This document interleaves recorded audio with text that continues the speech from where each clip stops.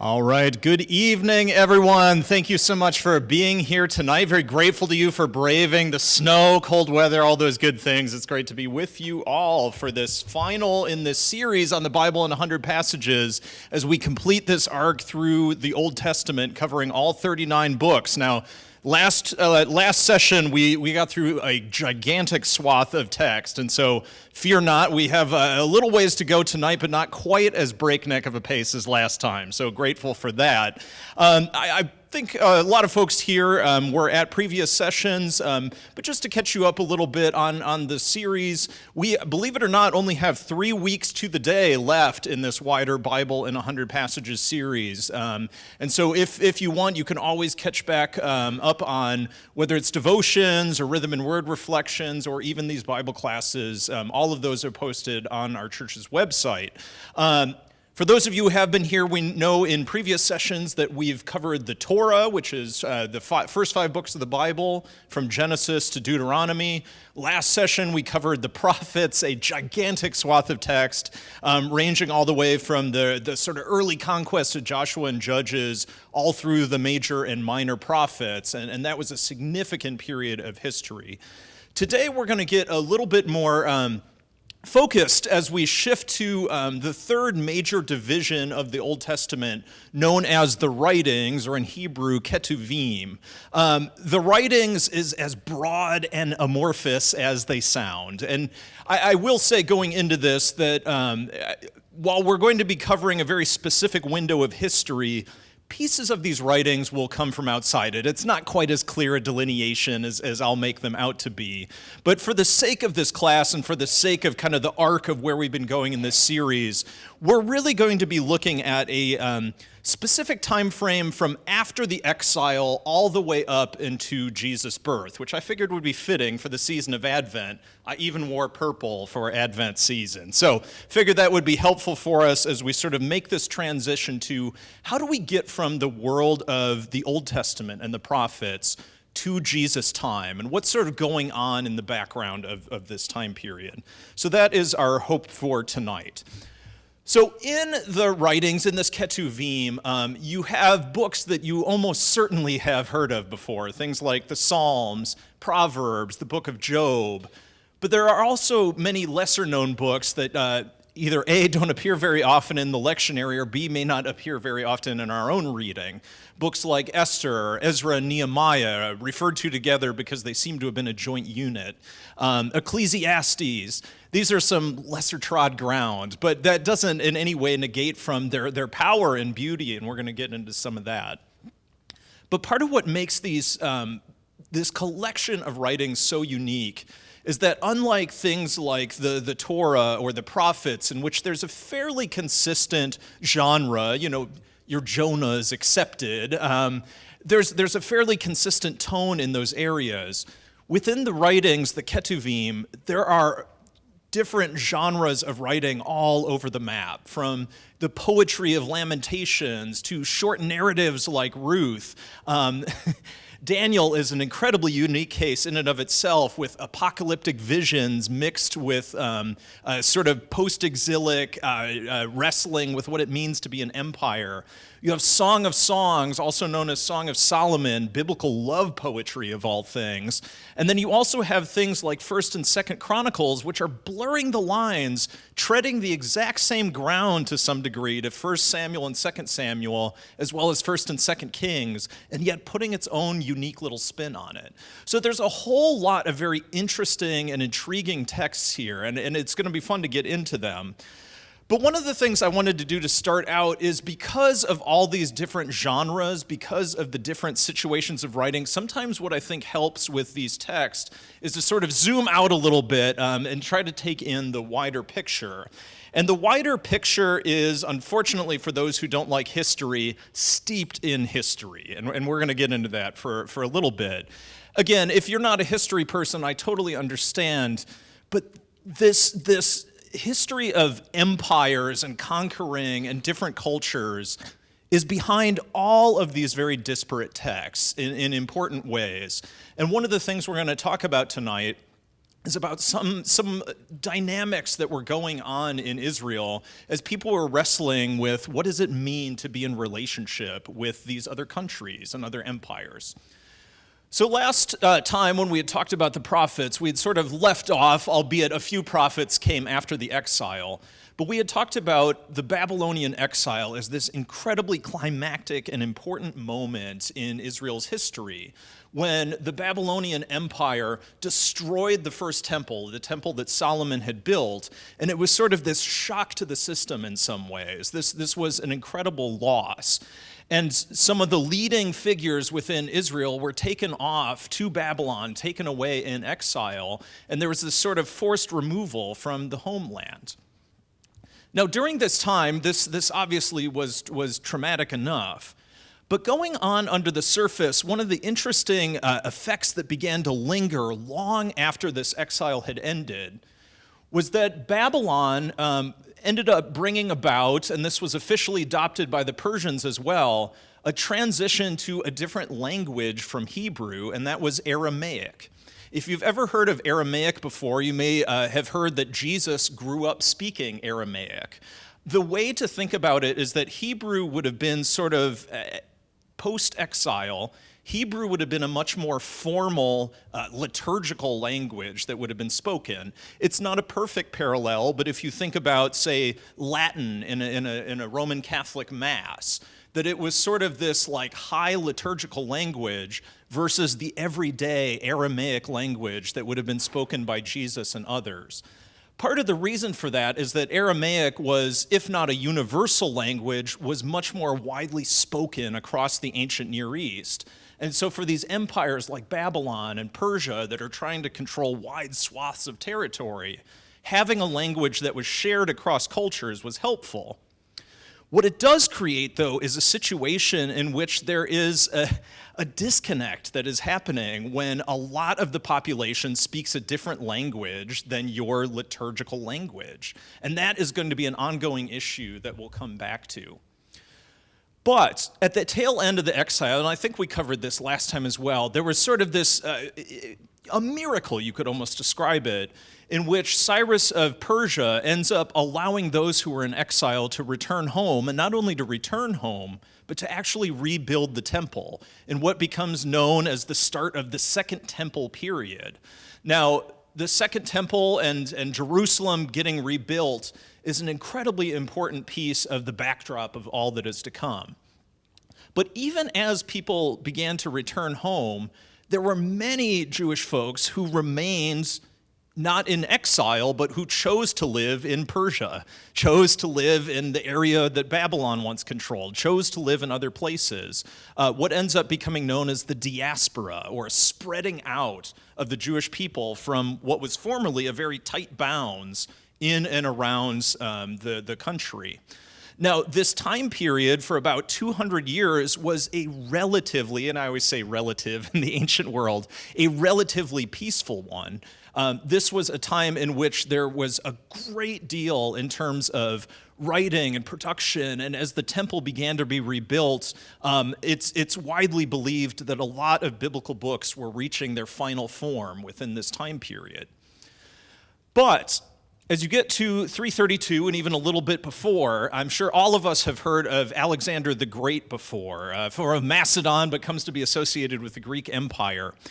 Alexander the Great, in essentially a little over a decade, sweeps across the entire ancient Near East and beyond, all the way to India even, and completely changes the map of the ancient world, defeats the Persian Empire and flips everything on its head, only to unexpectedly die without a successor, leaving this gigantic territory in pretty much chaos. In the ensuing years, and indeed it's not even just the years or decades, but centuries that follow, civil war ends up breaking out between former generals, according to legend that may have even been the desire of Alexander the Great himself. It's alleged that when he was asked about his succession plan and asked who should take over his kingdom, his final words were, "to the strongest," which just meant that all his generals were fighting with one another. Not the best succession plan, but still, that was his approach. And so what ends up happening is that over the course of these nearly 150 plus years, Israel is sort of conquered and reconquered over and over by various factions of this Greek empire. Most prominently, the Ptolemaic kingdom under a leader Ptolemy, as well as later the Seleucid Empire, which ends up being a very heavy-handed and challenging group. Now, the reason why that is important is you have this Seleucid Empire who, after this relatively peaceful time of the Persians, start to really crack down on Hebrew worship, and specifically with regards to the temple. This ends up leading to wide-scale revolts and rebellions against the Seleucid Empire, the Greek Empire. If you've ever heard of Judas Maccabee, it's most famously celebrated with Hanukkah coming up in a few weeks. That was the removal of this empire, the Greek Empire, from the temple. And for a brief 100-year time span, this period of, once again, independence, for the first time in over 400 years, Israel finally was self-ruling again for this very brief period of time, only to see, again, these are big spans of time, but 100 years later, they again fall victim to another great empire, the Romans, who take across the entire Mediterranean and beyond. And Rome ends up first not just conquering it, but later on, and right around the time of Jesus, it officially becomes a known territory of Rome, being branded Judea in 6 CE, or AD, as many of us would know. So I know that this is an absolute ton of history, and I promise you don't need to know all the finer points of it. The reason why I am sharing all of this, and the reason why you see this sort of ping-ponging between conquering and peace, conquering and peace, conquering, is that sentiment and that issue is so much of what is behind these writings and these texts. And the dynamics that end up taking root within Israel in this time period have to do with this constantly changing dynamic between other empires and other cultures. And so in terms of things to really lift up and highlight, first and foremost, Hebrew is no longer the sole language, as we had already said, that Aramaic is coming in, but it's not even just Aramaic. You start to see other languages and other cultures find their way into these writings in ways that we'll get into in just a second, but that start to have religious leaders and kings and otherwise wrestling with what is our relationship with these other cultures? What's our responsibility to hold fast to what was handed down to us? And it's a really great challenge that we see a lot of these texts start to wrestle with. And indeed, you also get inspirations from other cultures in terms of language and content and style. Many of us have probably heard of sort of this tradition of Greek wisdom and philosophy. It's not hard to draw lines of connection between some of the Hebrew wisdom traditions like Ecclesiastes or even Proverbs and others with wider trends that were going on within Greece. So I'll pause here before doing a little example of what dynamics are going on. Does anyone have any questions? I know this is a lot of history all in a few slides, so I'll real quick open it up for questions. Uh-oh. Hopefully that means you're with me, but we'll see. So let's go ahead and do sort of a really zoomed in version of this really wide-scale shift that is going on in culture. And again, you may look at this and say, well, what's the big deal? and that's a fair question, but think about this taking place at an entire language scale, entire culture. So in Genesis 2, we're talking about the Garden of Eden. There is a very clear Hebrew word for garden, ganah, that appears throughout not just Genesis, but other of the older texts, things like Numbers or in the prophets, Isaiah and Amos and Jeremiah. But when you get to a handful of other texts, a different word for garden starts popping up within these texts, pardes. So in Song of Songs, Ecclesiastes, and Nehemiah, when they refer to a garden, they're not using that word ganah. Instead, they're using this word pardes. Now you might say, okay, well, words change all the time. What's the big deal? What's interesting about that is that because all these texts are coming post-exile, and we know that there was a Persian word for garden, paradisa, that looks extremely similar, you start to see the way that this language within Israel is beginning to shift and assimilate and take on all these different cultures.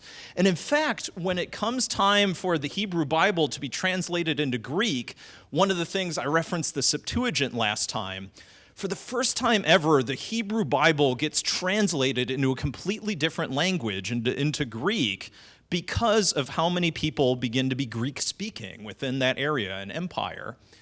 And so rather than holding on to this Hebrew word, Gana, Genesis 2 translates the Garden of Eden as paradisos, or as it eventually comes to be known in English, paradise.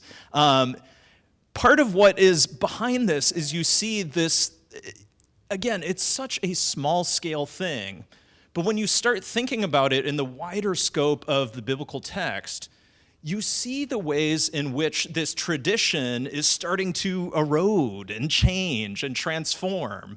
And this dynamic that is going on in this time period post-exile leading up to Jesus' time is that people are really wrestling with this dilemma of how do we hold fast to tradition and what is our relationship with our neighbors supposed to be and look like? And it's a challenging question, and it's one that some texts explore and others just sort of fully embrace. But to me, this has always been sort of a fascinating window into how these cultures were changing in this time. Oh, sorry, yes, going back.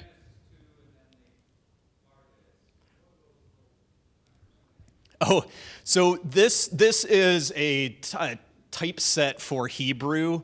So this is the Hebrew word Gana. The one over there is Pardes. Based off the way that the font does, and sometimes this is like a modern Hebrew thing, it cuts off the way that Hebrew would normally look. But yeah, the vowel pointing at least is right, but it's very rounded in a way that Hebrew is not, which, yeah, no, it's a great catch. So you have all these sort of transformations of language going on. But like I said, the other big issue, even going on beyond language, is that there is wrestling going on with what it means to live outside of Israel. We'll get into that with the book of Daniel and the book of Esther, as part of this wider diaspora, knowing that people are not in and around Judah or Israel, but across the entire ancient Near East.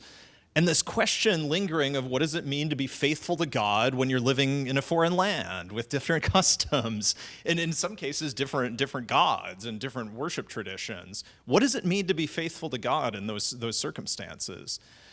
And then you also have, inevitably, as you have this cycle of conquering and whatnot, people navigating their relationships with what become known as Gentiles, or those who were not Jewish. And so whether that was with Persian culture, Greek culture, later on Roman culture, there was this constant negotiation being made. And so this question I have at the bottom, do we embrace our neighbors and adapt and expand who we are, or do we resist and hold tighter to our language and history? That is very much a piece of the history that we're going to get into. So that is a quick zoomed out backdrop of these texts. Any questions before we start getting into a little bit more of the nitty-gritty with them? All right. So as I had shared at the front, these are very diverse and disperse writings, and so I'm sort of imposing my own framework on them just for the sake of this class. But I sort of list out 4 different groupings of texts based off of what I see as sort of the genres that they're in. The first of which is this idea of wisdom literature, something that was very much prized within Greek culture, although they were certainly not the only ones. There is history going back to Egypt, and certainly within Persia as well, of sort of this tradition of wisdom. And so for us, probably the most famous example would be the book of Proverbs. Now, if you've ever read through Proverbs, it's a very complex book because it seems to be a gigantic collection of things all mashed into one. There's a wide swath of text that is very simple, short parables. There are grand reflections on wisdom. There are reflections on rulers, all sorts of things. Tradition ended up attributing this to Solomon. One of the issues, and perhaps there are proverbs that would trace back to Solomon, but again, getting into this issue of language and transformation, you have Aramaic words, Persian words, all these sorts of things popping up in many of the Proverbs. It seems to come from a time period after Solomon, although again, if it was created in stages over time, surely there may be some Proverbs that would date back to Solomon's time. But essentially what the book on the whole is wrestling with is, what does it mean to live a life faithful to God? And in many ways, thinking about it and couching it in God as wisdom. And this sort of tradition of God as almost Lady Wisdom, I believe in Proverbs 8, if I'm remembering my verses correctly. This really close association between what it means to be wise, to live a faithful life, is an important aspect of what Proverbs is trying to do as a book, and to ask the reader to reflect on that. Books like Ecclesiastes and Job are also wrestling with questions that ultimately are unanswerable. Ecclesiastes is one of the most world-weary books, I would say, in all of Scripture. But it is, whether it is from Solomon or from a later writer, it is a book that is wrestling with why are we here? What is our purpose? And at times it feels almost defeated, and at other times it feels incredibly hopeful. I didn't grow up reading a lot of Ecclesiastes, and I've found as I've gotten older that I really value the author's reflections on what it means to try to live a faithful life while also wrestling with purpose. And Job is one that I'm sure a lot of us have heard of before. Job is a righteous man who is beset upon by an argument that God has with Satan. I should specify, not in the way that we would think of, but Shaitan, an adversary, would be the Hebrew translation. That God and this figure have a bet over whether Job, a righteous man, would remain faithful when everything he holds dear is taken away. And the book is wrestling with these difficult, unanswerable questions about, why do faithful people suffer? Why do bad things happen to good people? And the book itself ends with God answering out of the whirlwind and essentially doing the biggest zoomed out view possible, about talking about, where were you when I laid the foundations of creation? But it's a challenging book, and in many ways, this genre of wisdom literature is one that is both mind-catching and interesting to wrestle with, but many of the questions that it's asking and trying to unpack are ones that are unanswerable or lie beyond us, and that's part of the value of them, I think. There's certainly much that could have been lifted up from many of these, but I just wanted to try to give you a small snippet into the worldview.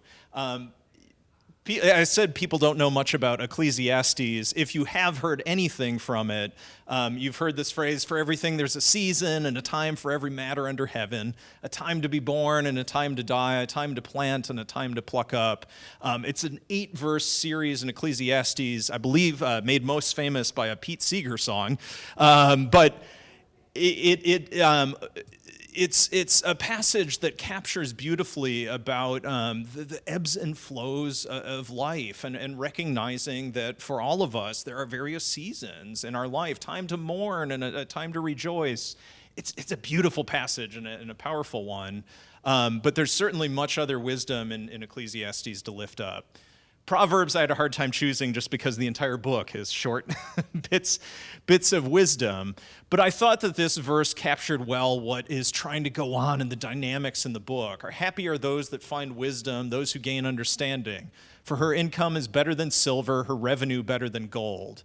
It's essentially trying to lay out the case that there is more to life than material wealth or riches. What you're called to is to seek God, to seek wisdom, to do the prudent thing, to follow the right path.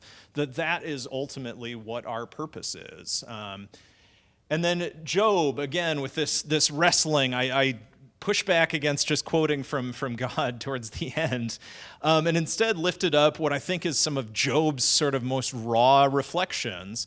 From the city the dying groan, and from the throat of the wounded cry for help, and yet God pays no attention to their prayer.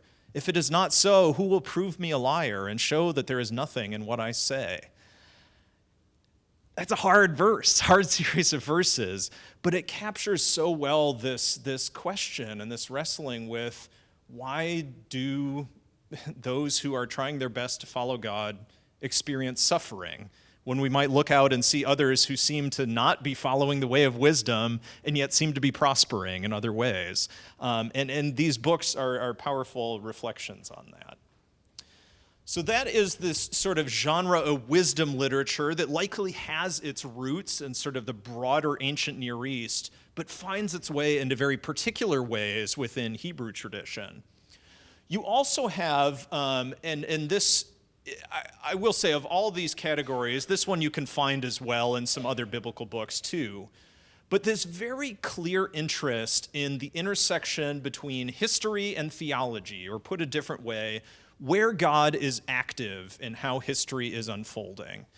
The book of Chronicles, which I mentioned at the start, is in some cases quite literally copy and pasting sections of Samuel and Kings, verbatim, word for word. And yet some of the framing that is going on is much different, being very interested in things like genealogies, which we will visit again in the season of Advent with Matthew and others, is incredibly interested in the temple, which makes sense if this is taking place in the Second Temple time period and sort of this rebuilding of the temple and its centrality within Israel's worship. And so there's this look back at history, but all as a means of reflecting on the present and how that matters. And you get that in a big way in sort of the unfolding history of Ezra and Nehemiah as well. Ezra and Nehemiah are often referred to as a joint unit, even though they're separated into two different books in your text, because they're essentially taking place, they bleed into one another in terms of the history behind it. It's about the return from exile, the construction of the Second Temple, but then also this sort of rebuilding going on within Judah. And one of the big things that's at play, and I mentioned this sort of dynamic of how we relate to empire, there's a real strong undercurrent in Ezra and Nehemiah of xenophobia. One of the sort of famous problematic things from it is a prohibition on marrying anyone from outside of Israel. This dynamic that's going on is sort of this attempt by those who are in the temple and those in positions of religious authority to sort of reclaim Hebrew tradition against Aramaic, against Persia, against all these other empires, and to say, this is who we are, and to push back against that. But they aren't the only voice that's going on in this time period. The book of Ruth, which may not sound as though there's any connection here, the book of Ruth, based off the language, comes from this exact same time period. It's set back in the time period of the Judges, so we're going back in history hundreds of years. But what this book does is focus on Ruth, a Moabite, someone from outside of Israel, connecting her to David's family tree, saying, looking back at this golden era of Israel, of David as leader, there was a woman from Moab who was a part of King David's family tree.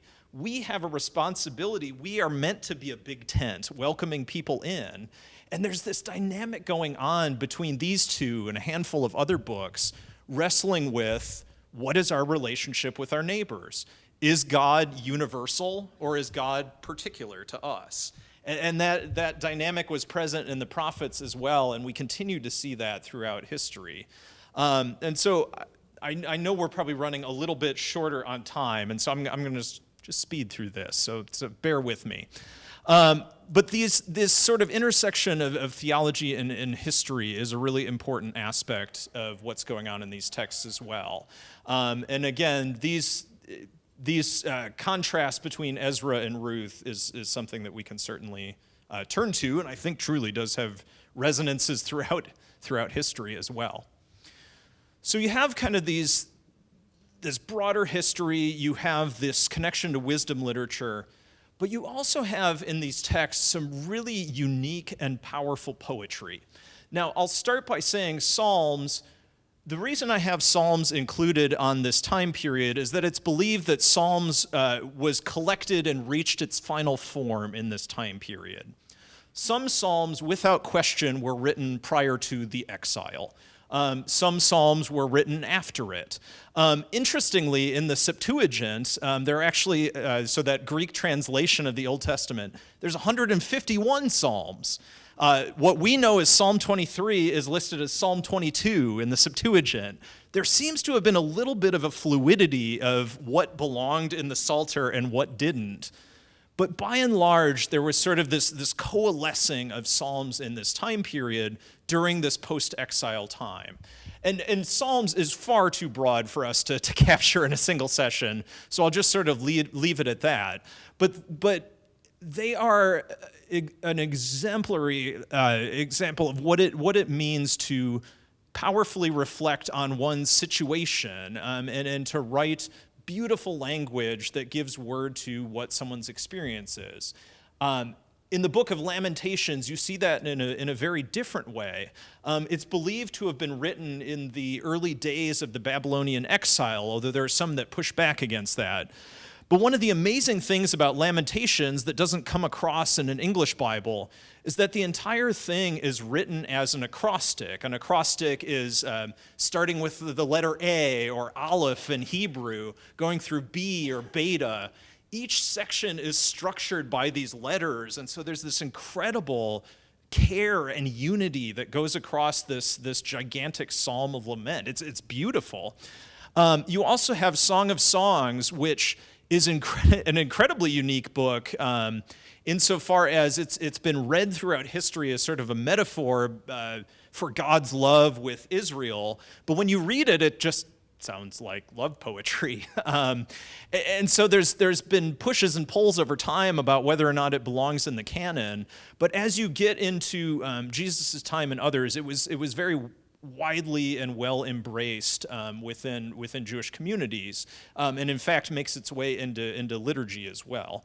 But these poetic texts, I think, so much of the Old Testament are narratives and sort of broad sweeping historical narratives. What makes Psalms, what makes Lamentations so beautiful is that you can feel the heart behind these situations.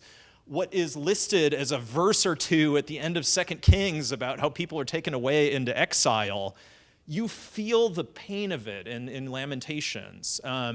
With other psalms, say Psalm 95, thought to be a psalm written around coming together to worship in the temple. Oh, come, let us sing to the Lord. Let us make a joyful noise to the rock of our salvation. Sort of as you enter into the Second Temple period, this sense of being able to gather and worship, to praise God, there's such a beauty in that you just cannot get and capture in some of the more narrative texts that appear throughout much of the Hebrew Bible.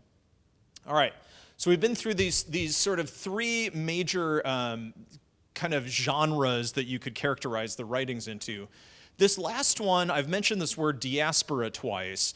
The book of Daniel and the book of Esther are probably the two clearest examples of writings that come out of Jewish people who are living as sort of a minority in a much wider empire, and in many ways, the threat of that empire for their personal safety. The first half of Daniel, famous for Shadrach, Meshach, and Abednego, asked to bow down to a golden idol, which clearly seems to be a callback in some ways to Exodus, I would assume, but are asked to sort of bow down to this idol and refuse based off their allegiance. They're tossed into a fiery furnace only for their faith in God to be rewarded and for them to be safe. Similar sort of situation happens with Daniel. Daniel is essentially given, or there's a countrywide prohibition not to pray.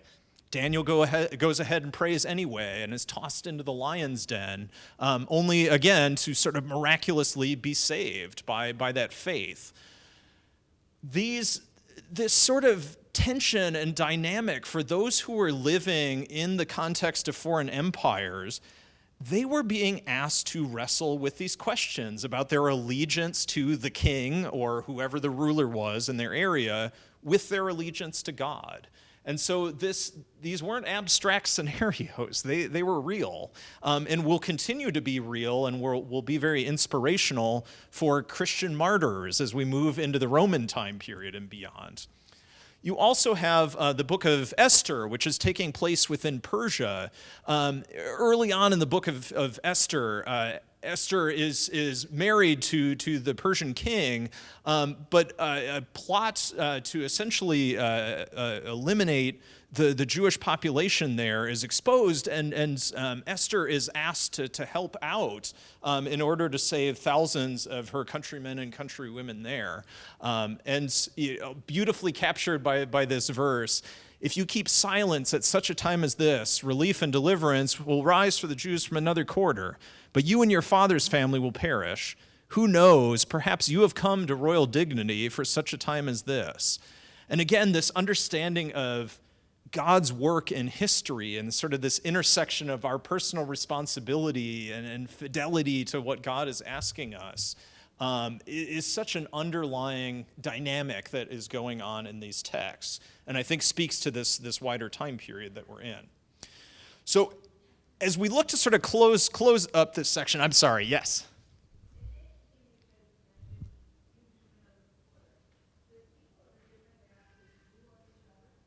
I'm sorry? It's a great question. I believe, if I'm remembering the text of Esther correctly, it sounds as though there was like an area of Susa, the city where they're living, that would have been almost like a Jewish quarter to some degree. Now, connections to other empires, because certainly Persia, like we know of in Babylon, there was sort of a different sort of diaspora population there. There almost certainly were others throughout other spots in the ancient Near East. Their level of connection, I don't know that we can say, although I would assume it's pretty weak at best, given lines of communication in the ancient world. But it's a good question. Oh, okay.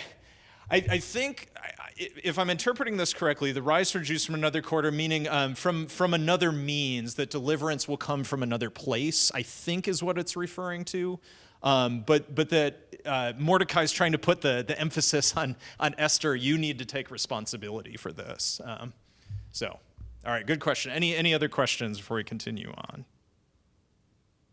All right. So, as I said before, things like Psalms, things like Proverbs don't fit neatly into this category. But by and large, these writings of the Ketuvim largely comes from after the exile and this time period in which Israel is having greater interactions with the outside world. Now, one of the things that we see, and we talked about in I believe, Zechariah the prophet last time, there's almost this incredibly high hopes as we begin this Second Temple era that this is going to be sort of a wider restoration of not just Jerusalem, but Judah and the surrounding area. And yet, as time goes on, there seems to be a building frustration with this is not yet how we believe God wants it to be.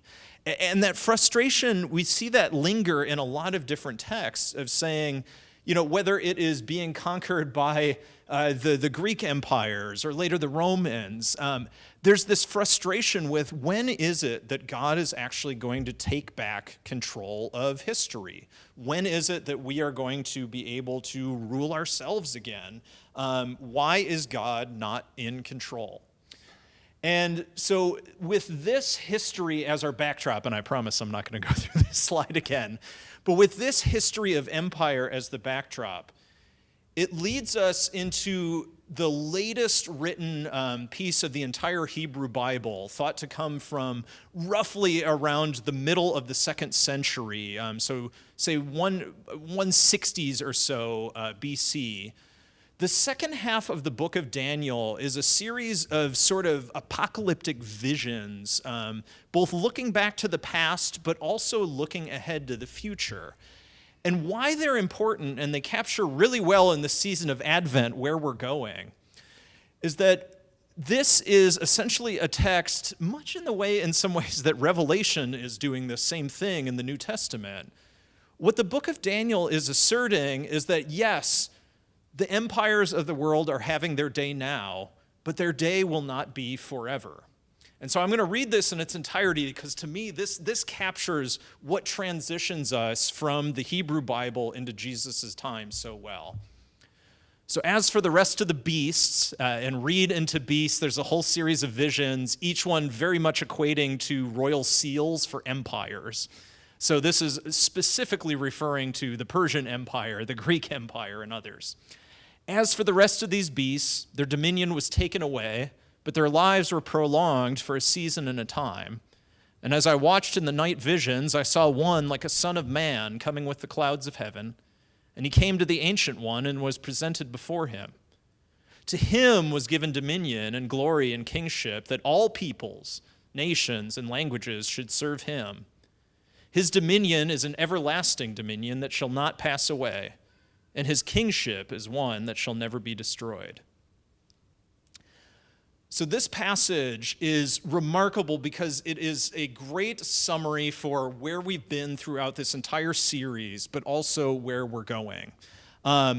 You have this backdrop of history, these beasts whose lives have been prolonged for a season of time.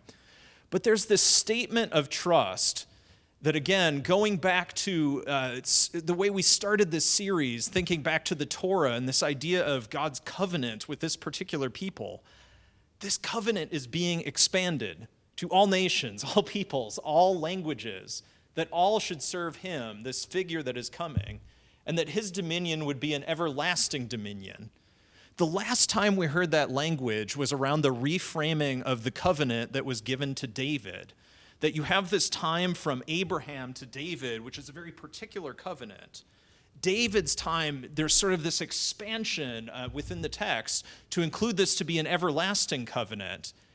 And with all these dynamics swirling around about this relationship between Israel and its neighbors, here is this statement that not only is this an everlasting dominion for Israel, it's for all people, all nations. And this belief that there is this coming figure that is written here as the Son of Man, who is coming to establish this everlasting dominion, that this person is on the way and that we are waiting in this time. And that is the very last passage believed to have been written in the Hebrew Bible, or the latest, before we get into the text that we'll get into with the New Testament. And so to me, this is such a powerful reflection of the hopes that are coming around Jesus' time. To me, it's a perfect transition into this wider Advent season that we're in, where we are hoping for the coming of the Son of Man, the one who is to make all things well, for God to assert authority and control again in this world. That is what we are waiting for. And to me, it's such a beautiful way to sort of wrap up, going full circle to how we began this series, all the way leading up into our wait for Christmas Eve and Christmas Day. So I'll pause there before turning it over to small groups for questions. But any thoughts about where we've been, or conversely where we're going? And I will say a word about that.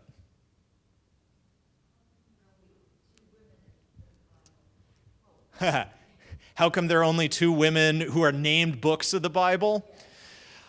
The short answer would be patriarchy. I mean, by and large, naming conventions reflected the world they were from. To be honest, it's kind of a miracle that there are two books that were named after women, period. It's kind of amazing that figures like David, or I guess you could argue Solomon with Song of Solomon, but so often things were just named after kings or rulers. To have a book named after Ruth, a Moabite from outside of Israel, kind of a miracle in its own right. It's frustrating for us in the 21st century, but it was a different world. Yeah, that's my answer. Ruth?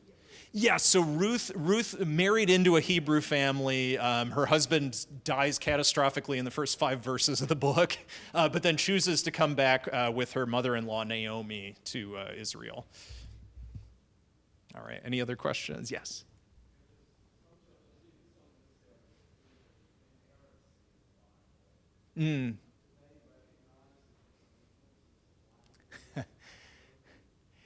It's a fantastic question, and I as someone who is not sort of ascribing to that view of biblical inerrancy, I don't know how exactly I would answer that.